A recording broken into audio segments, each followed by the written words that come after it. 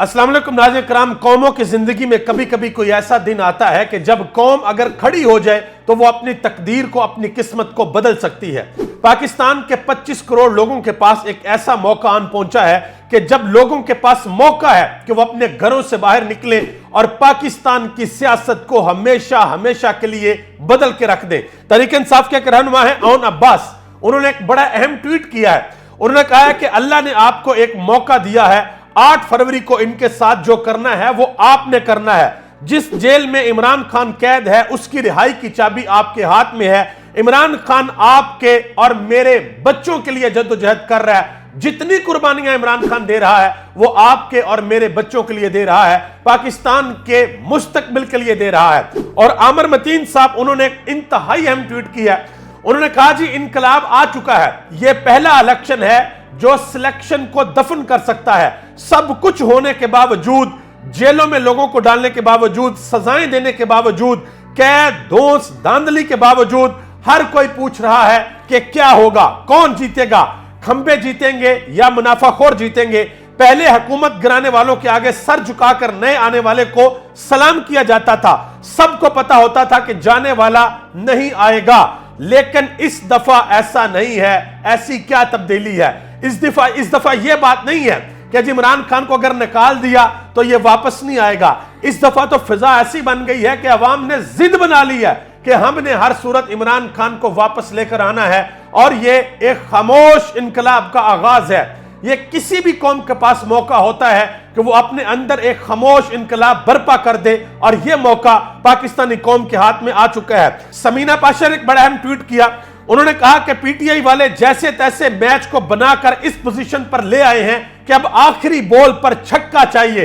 एक गेंद है और आपने छक्का लगाना है, किसी किस्म की गलती की कोई गुंजाइश नहीं है। और वो छक्का यह है कि अवाम अपने घरों से निकले और निकलकर वोट डाले।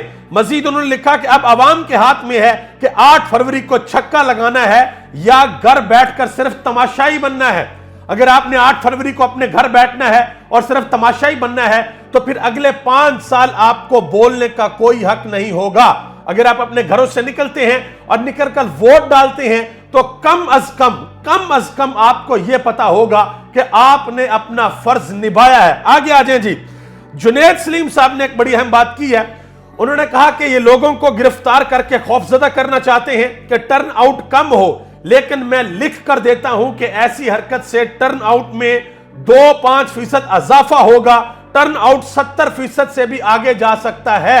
अगर ये जो लोगों को पकड़ना, जेलों में डाल देना, लोगों को खौफ हिरास करना, इलेक्शन कैंपेन न करने देना, जलसे की इजाजत ना देना, कॉर्नर मीटिंग के ऊपर पुलिस के डाले आ जाने, इस तरह की चीजों से टर्न आउट बढ़ेगा, कम नहीं होगा। और मजे की बात, जहांगीर तरीन साहब के हलके में जहां से वो इलेक्शन लड़ रहे हैं वहां पर बड़ा अजीबोगरीब किस्म का काम हुआ है। उनके मद्दे मुकाबल कोई मर्द नहीं है बल्कि एक खातून है, एक औरत है। और माशाल्लाह उनको भी उठा लिया गया या गिरफ्तार कर लिया गया या अगवा कर लिया गया। अब यकीन करें कि बहुत से लोग ये कहते थे कि इमरान खान ने गलती की है जो जहांगीर तरीन उसके साथ नहीं है, लेकिन अब लोगों को अंदाजा हो गया है कि इमरान खान की जो नजर है वो कहां तक देखती है। यानी कि आपके सामने मद्दे मुकाबल एक खातून है और फिर भी आपके अंदर मुकाबला करने की हिम्मत नहीं है। आपने उसको अटवा दिया या उसको गायब करवा दिया या गिरफ्तार करवा दिया, कुछ भी। और अब यह कहा जा रहा है कि जी हो सकता है कि किसी भी वक्त उनकी वीडियो सामने आ जाए और वो इलेक्शन से बाहर निकल जाए। ये जहांगीर तरीन साहब कर रहे हैं क्योंकि वो हर सूरत कौमी असेंबली के अंदर आना चाहते हैं। तो हारून रशीद साहब ने एक बड़ा अहम ट्वीट किया इस हवाले से।